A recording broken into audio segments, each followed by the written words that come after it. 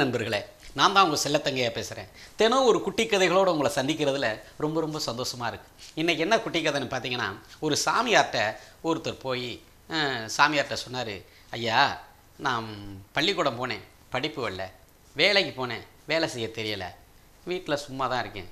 ஆனால் என்னை பார்த்துட்டு வீட்டில் மற்றவங்கெல்லாம் என்னை பார்த்துட்டு நீ எதுக்கும் லாயக்கில்லை, உருப்படாதவன், ஒன்றும் தெரியாதவன், நீ பிறந்ததே வேஸ்ட்டு, நீலாம் எதுக்கடா இருக்கிற அப்படின்னு சொல்லி எல்லோரும் என்னை ஒரு மாதிரி பேசுகிறாங்க. எனக்கு ரொம்ப மனசுக்கு கஷ்டமாக இருக்குது. ஆனால் மற்றவங்க ஏன் பேசுகிறாங்க, நான் என்ன செய்யணும்னு எனக்கும் தெரியலை.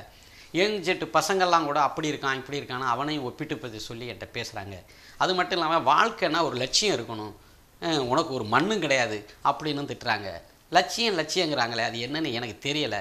அதான் உங்களுக்கு எதுவும் தெரிஞ்சால் எனக்கு சொல்லிக் கொடுப்பீங்களேன்னு உங்கள்கிட்ட கேட்க வந்தேன். ஐயா லட்சியம்னா என்ன அப்படின்னு கேட்டேன்.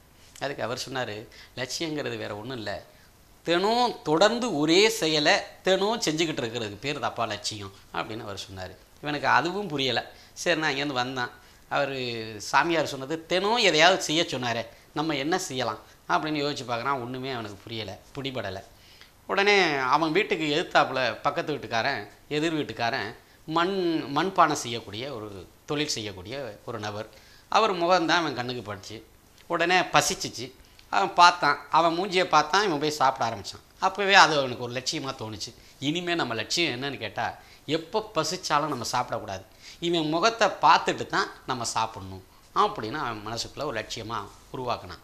அது மாதிரி ஒவ்வொரு தடவையும் அவனுக்கு பசி எடுக்கும் போதெல்லாம் அவனை போய் பார்ப்பான், ஏற்ற வீட்டுக்காரன் அவனை போய் பார்ப்பான், அவனை பார்த்துட்டு வந்து சாப்பிடுவான். அவ்வளோதான், இப்படி போயிட்டு இருந்துச்சு. ஒரு நாள் அவன் பசி, சரியான பசி, அந்த ஏற்ற வீட்டுக்காரனை போய் பார்க்கணும், அவனை காணோம்.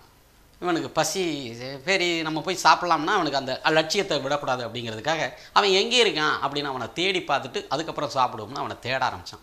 ஒவ்வொருத்தட்டே போய் விசாரித்தான். ஒரு சிலர் தெரியலைன்னு சொன்னாங்க, ஒரு சிலர் சொன்னாங்க அவர் பானை செய்கிறதுக்காக மண் குழைச்சிக்கிட்டு இருக்காரு அப்படின்னு சொன்னாங்க. அந்த மண் குழைக்கிற இடத்துக்கு போனான். அவரை போய் எட்டி பார்த்த உடனே நான் பார்த்துட்டேன் அப்படிங்கிறது சத்தமாக கூவிட்டு அவன் வீட்டுக்கு வந்து சாப்பிட்லான்ட்டு வீட்டுக்கு வந்துட்டான். இவன் நான் பார்த்துட்டேங்கிறது அந்த மண்ணு குழைச்சிக்கிட்டு இருக்கிற அவனுக்கு தெரிஞ்சு போச்சு. அவன் போட்ட சத்தம் அவனுக்கு கேட்டுச்சு. உடனே அவனுக்கு அந்த இடத்துல அவன் ஒரு புதையல் எடுத்துக்கிட்டு இருந்தான்.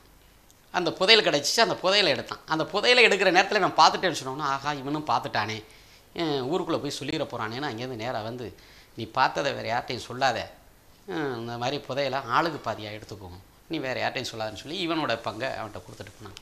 இப்போ இந்த கதையிலேருந்து நம்ம தெரிஞ்சுக்க வேண்டியது என்னென்னா, இப்படித்தாங்க ஒரு சாதாரண லட்சியத்துக்கே, அவனுக்கு லட்சியம்னா என்னன்னு தெரியாத ஒருத்தனுக்கு சாதாரண லட்சியத்துக்கே இப்படி பலன் கிடைக்கும்போது, மிகப்பெரிய சாதனை படைக்கிற அளவுக்கு உங்கள்கிட்டலாம் லட்சியம் இருக்கும்போது நம்மளுக்கு அந்த பலன் கிடைக்காமலா போகுது?